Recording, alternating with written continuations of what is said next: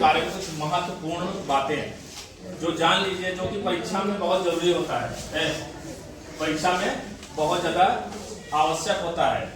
ये नहीं बस आलेखन, आलेखन की मुख्य बातें क्या है वो जानना है। जैसे आपको वर्ग में एक आलेखन बनाना आ गया,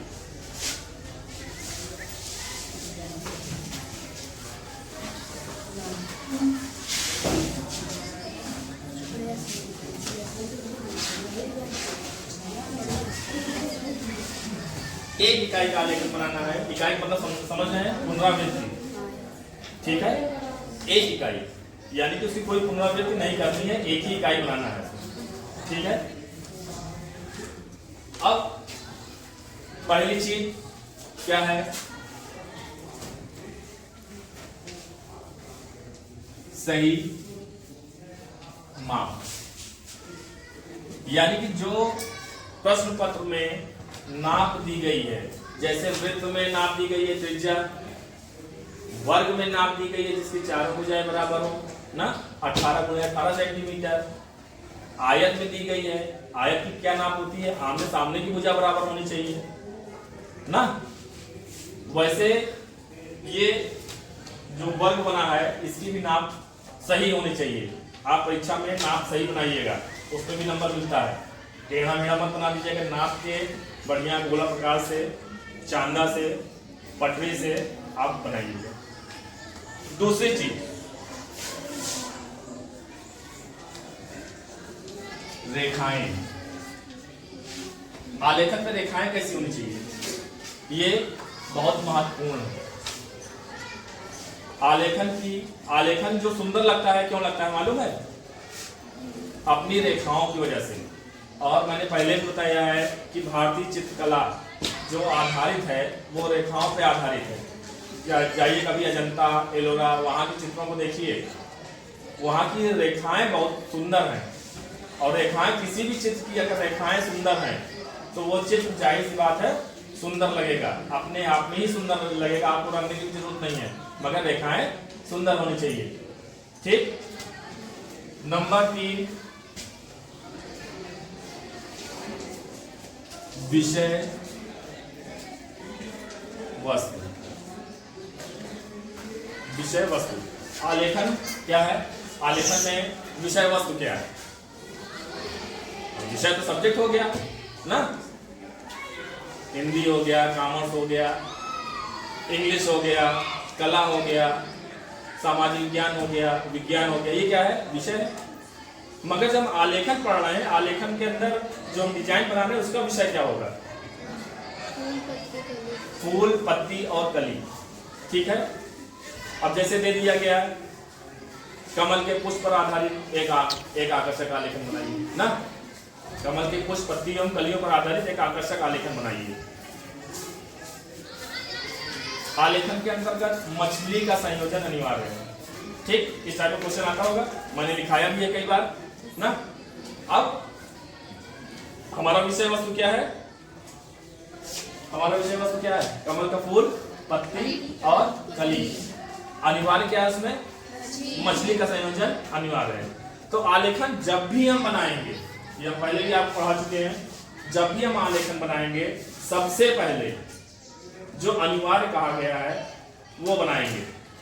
उसको बनाने से लाभ क्या है, पहले हम तो बनाएंगे, उसके पीछे लाभ क्या है, हमको एक अच्छी जगह मिल जाती है। और आप पूरा आलेखन बना दिए, उसके बाद उसमें आप बना रहे हैं तो मालूम क्या होगा, वो ठूसा ठूसा लगेगा, कसा कसा लगेगा आलेखन। आलेखन कभी कसा नहीं लगना चाहिए, खुला लगना चाहिए। कम से कम रेखाओं में बहुत ज्यादा डंठल नहीं बनाना चाहिए, अनावश्यक डंठल नहीं बनाना चाहिए, जैसे आलेखन बहुत लोग डंठल बनाते हैं। और सबसे ज्यादा बोर्ड की परीक्षा में आपका जो समय जाए, बेकार होता है, वो बारीक चीजों को करने के लिए होता है। आप कम बारीक चीजें क्या है उसमें, डंठल, बहुत ज्यादा डंठल मत बनाइए, बहुत ज्यादा कलियां मत बनाइए। बहुत ज्यादा आप करेंगे तो आप ना उसको सुंदर बना पाएंगे ना वो सुंदर लगेगा, ठीक है। क्यों, क्योंकि अभी आप नए नए सीख रहे हैं। तो ये आलेखन में क्या है, ये 4, हाँ एक बात और, नंबर 4 क्या है, रंग योजना। रंग योजना। ठीक है, रंग योजना जो कि हमारे चित्र को आकर्षक और सुंदरता प्रदान करता है। क्या? आकर्षण और सुंदरता प्रदान करता है। रंग का काम यही होता है। ठीक, तो रंग हमको अच्छे लगाने चाहिए। जैसे बहुत से लोग चित्रकला में अपना अलग अलग रंग लगाते हैं। आलेखन में किस टाइप का रंग लगना चाहिए? विरोधी रंग संगति। आलेखन में हमेशा विरोधी रंग संगति लगानी चाहिए। अब लाल का विरोधी कौन सा रंग है? हरा। कौन सा है? हरा रंग है ना लाल का विरोधी। तो देखो जब कहीं हरा होता है और लाल होता है कितना खूबसूरत लगता है। ठीक, इस तरह से हमको आकर्षक रंग योजना दीजिए। आकर्षक रंग योजना जितनी अच्छी रहेगी उतना ही आपका आलेखन अट्रैक्टिव रहेगा, सुंदर। चलो तब ठीक, उतना ही आलेखन सुंदर और आकर्षक रहेगा। आलेखन में का मेन क्या है? सुंदर लगना। सौंदर्य की दृष्टि से आलेखन बनाए जाते हैं। ठीक है, तो अब इसमें शुरुआत करते हैं आलेखन की। सबसे पहले क्या करेंगे, मैंने आपको बताया था की लाइन स्केच ना, बताया था की लाइन स्केच बताया था ना। तो शुरुआत करने के लिए हम थोड़ा सा की लाइन स्केच डालते हैं।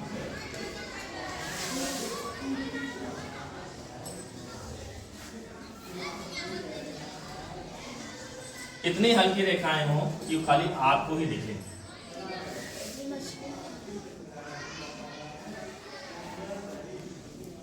ठीक, ये की लाइन स्केच। अब इसमें हम अनिवार्य चीज डालेंगे। पहले भी डाल सकते हैं और बाद में डाल सकते हैं। ये तो मान लीजिए पहले हम इसका प्रारूप दे दिए आलेखन के फूल पत्ती कलियों का, हम अनिवार्य नहीं डाले। एक प्रोसेस और है, पहले अनिवार्य हम डाल देते हैं। ये दूसरा प्रोसेस है, ये अब जो बताने जा रहे हैं। दूसरा प्रोसेस क्या है? हम पहले अनिवार्य बना दिए। ठीक,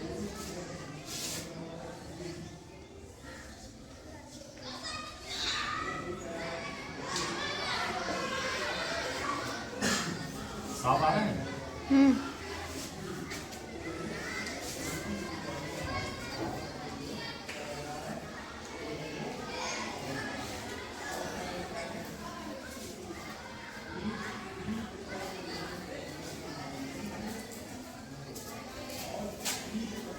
ठीक, ये हो गया अनिवार्य। सबसे पहले मैंने बना दिया।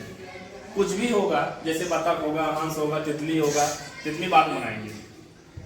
ठीक है, तितली बाद में बनाएंगे। अब मछली कहाँ रहती है? पानी में। पानी कहाँ रहता है? जमीन पे ना। आलेखन में हमेशा दो पोर्शन होता है, एक जमीन एक आसमान। ठीक है, ये तितली को हम यहां बनाएंगे। तितली को हम यहां बनाएंगे, हमेशा ऊपर बनाएंगे तितली को। चिड़िया को हमेशा बीच में बनाएंगे, और जो उड़ नहीं सकते उनको हमेशा नीचे बनाएंगे। ठीक है, समझ में आया? आगे बढ़े।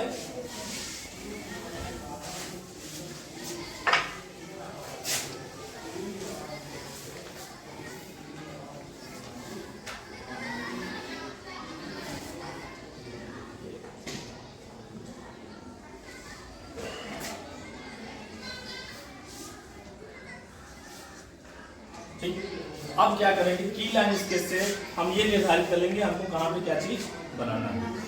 ठीक है, चलिए की लाइन स्केच ये गया।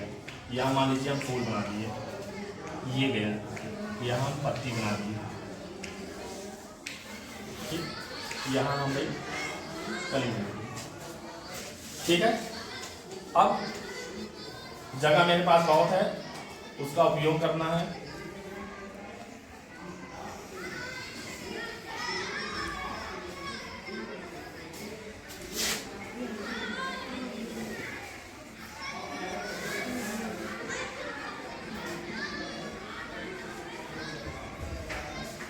हो गया, ये आ गई फूल की डंठल।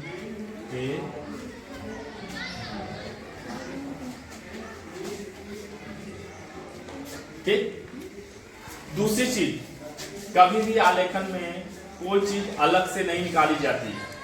कि हमने फूल यहाँ से बना दिया, कली हमने यहाँ से बना दिया, पत्ती हमने यहाँ लटका दिया ना, ये बिल्कुल गलत है, ये ऐसा नहीं होना चाहिए। ठीक है, आपको एग्जामिनर नंबर नहीं देगा, वो चीज प्रकृति में अलग से नहीं निकलती। जैसे बीज हमने लगाया फूल का, उसमें अंकुरण हुआ, तना निकला और डंठल निकला और उसमें पत्तियां निकली, कलियां निकली, फूल निकले, सब एक ही जगह से निकल रहा है ना, पौधे से तो सब निकल रहा है ना, कि कहीं से हवा में से लटक रहा है, ऐसा तो है नहीं, ऐसा तो है नहीं।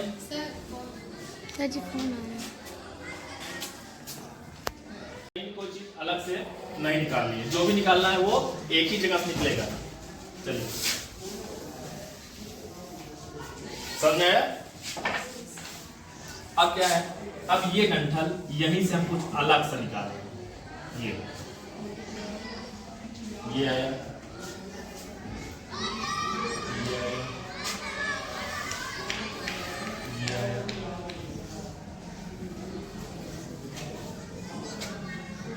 यहाँ से हम पत्तियां निकाल दिए,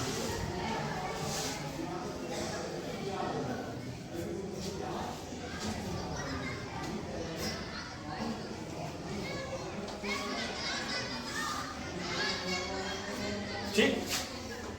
अब कुछ जगह खाली लग रही होगी ना, थोड़ा सा हम बेल वीडियो कर दें,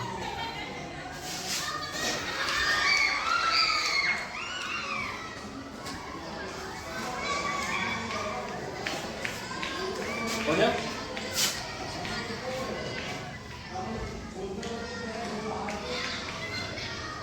समझ में आया आपको आलेखन कैसे ले जाना है? अब जो फालतू लाइनें हैं उसको हम इरेज कर देंगे, फालतू लाइनें हम जैसे इरेज कर दी है, जो की लाइन इसलिए फालतू हमको दिख रही है। उसके बाद हम क्या करेंगे, जो गंदगी है आलेखन बनाते समय बहुत सी गंदगियां होती हैं, उसको हल्के हल्के हाथ से सहला के रबर के द्वारा उसको हम साफ कर देंगे, सहला के उसको रबर के द्वारा हम उसको हल्का हल्का से साफ कर देंगे रबर से, बहुत दबा के नहीं। कभी भी पेंसिल आलेखन में हमेशा बहुत हल्की चलाई जाती है। दूसरी चीज, रबर का प्रयोग बहुत ज्यादा दबा के नहीं किया जाता, उससे पेपर घायल हो जाता है, पेपर घिस जाता है, उसमें रेसे निकलने लगते हैं, तो जब आप कलर करेंगे तो कलर फैलने लगेगा। ठीक है, समझ में आया? ये है आलेखन की कुछ विशेष बातें, इस चीज को आप कंठस्थ कीजिए, तैयारी कीजिए और अभ्यास कीजिए। पूरा खेल अभ्यास का है चित्रकला में, ये नहीं कि बस हम एक बार बनाए और आ गया।